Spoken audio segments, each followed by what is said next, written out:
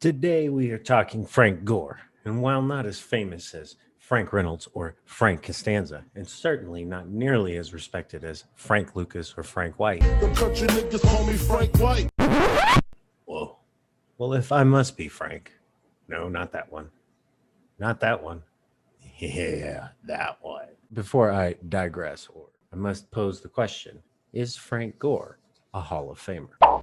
Honestly, that's an absurd question. Of course, he's a Hall of Famer. The real question we're going to ask is Frank Gore a first ballot Hall of Famer? Some people don't think he is. Yes, there are people that do not believe that the number 3 rusher of all time is a Hall of Famer. First, let's quantify. And we shall call it the Sayers-Davis line. In the modern era, this is the bottom end of what it takes to be enshrined into the Football Hall of Fame as a running back. Unfortunately, this distinction actually muddies the waters a little bit. What this distinction does do, however, is establish a minimum of about 3 years of dominance at the position within the era. Again, it's a low bar. Low. There's a lot of what if at the Sayers-Davis line, as neither of these players was able to fulfill their destiny. Step forward now and fulfill your day. Your day. Your day, baby.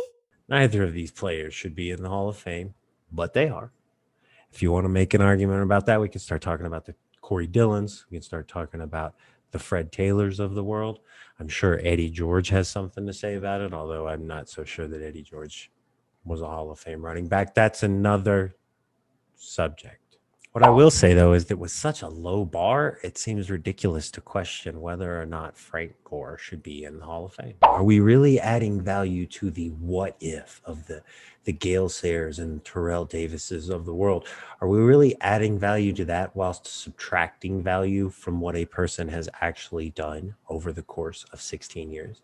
That's an absurdity. That somehow it's easy to stay in the league for 16 years. Who stays in the league for 16 years that doesn't kick a football or throw a football?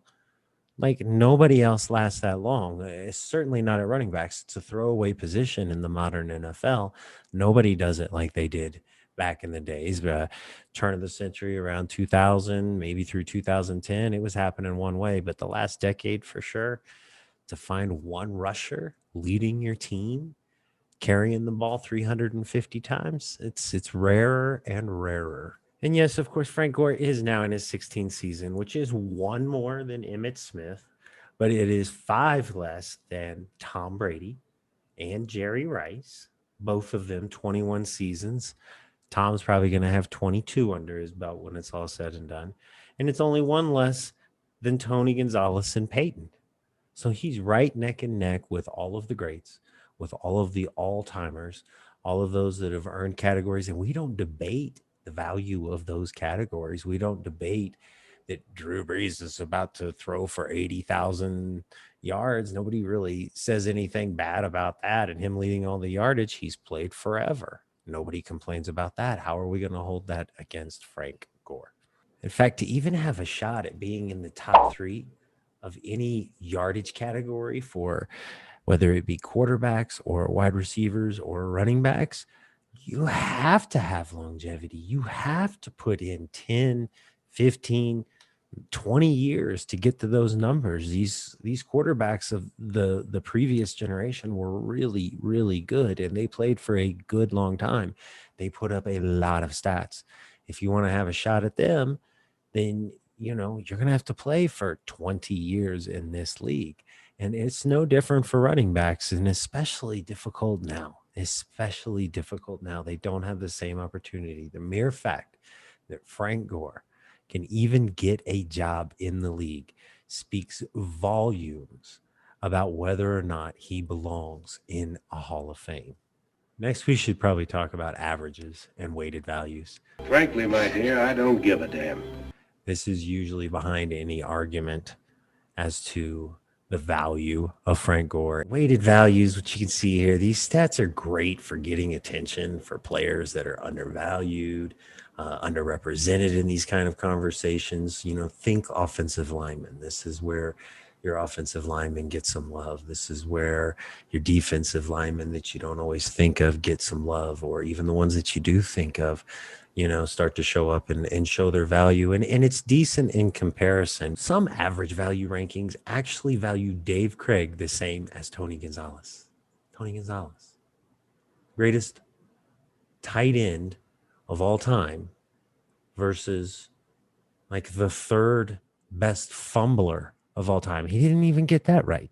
More people out fumbled Dave Craig, and he still was like the fumbliest fumbler I can remember from back in the day.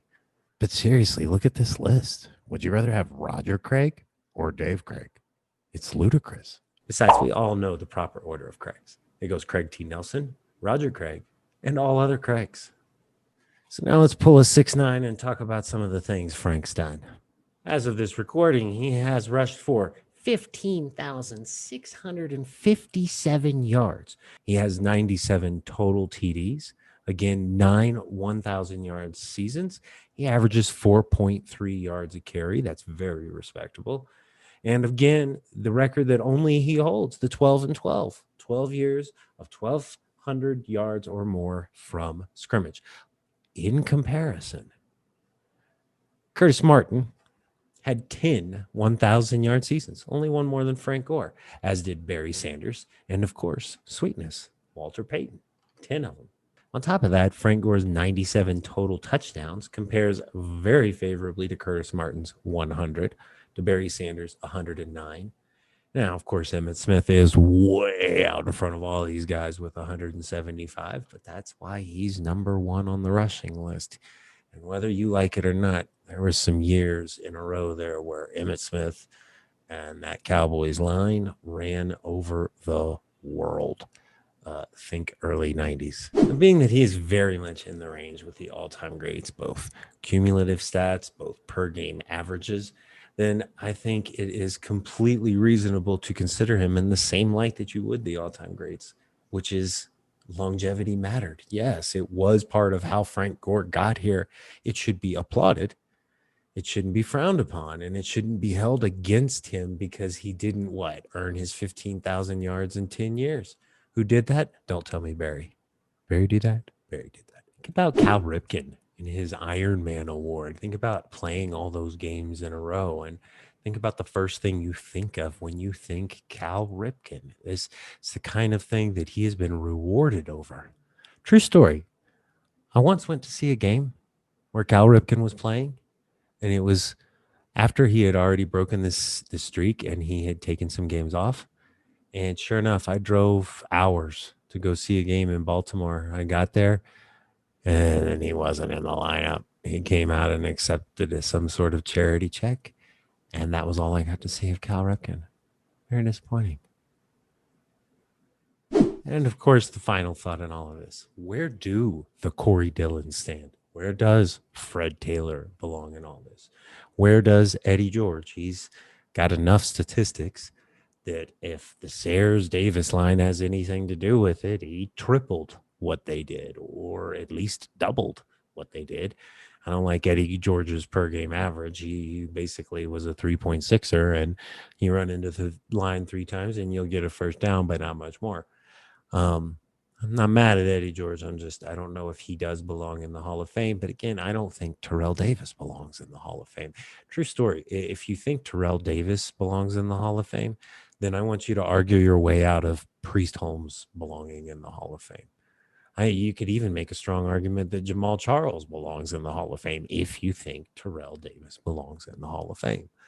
Gale Sayers, I won't really speak to Gale Sayers as much. It's a different era. I didn't really watch. I didn't know. I have no idea what to say about Gale Sayers from that time. His statistics look a little pedestrian, but you have to consider 14-game seasons. I think sometimes in the older era of football, and even kind of when you think of like early 90s, like Barry Sanders and stuff, it's not just what they do. It's how they do it. And I think Gale Sayers had an effect of spectacular on the people. I think Gale Sayers had this impact, and he was this thing that people just had never seen before, much like how Barry Sanders kind of was. There was nobody that ran with the finesse and the spins and the jukes and seemingly was able to go into this pile of people and shoot out the other end, see the Bears run. It was different. It was new, and it was absolutely spectacular. And I think when you get that spectacular, that those people end up, even though they didn't necessarily get all of the stats and accumulate all those things, they did so much, and then you add some what if to them. I think if getting a Super Bowl matters, you have to seriously consider Corey Dillon. He ended up getting a Super Bowl at the end of his career. He had a very, very solid season. The last 2 or 3 seasons really were good. He had arguably his best season in New England. I mean, I don't think it's even arguable. 1,600 yards and 12 touchdowns rushing.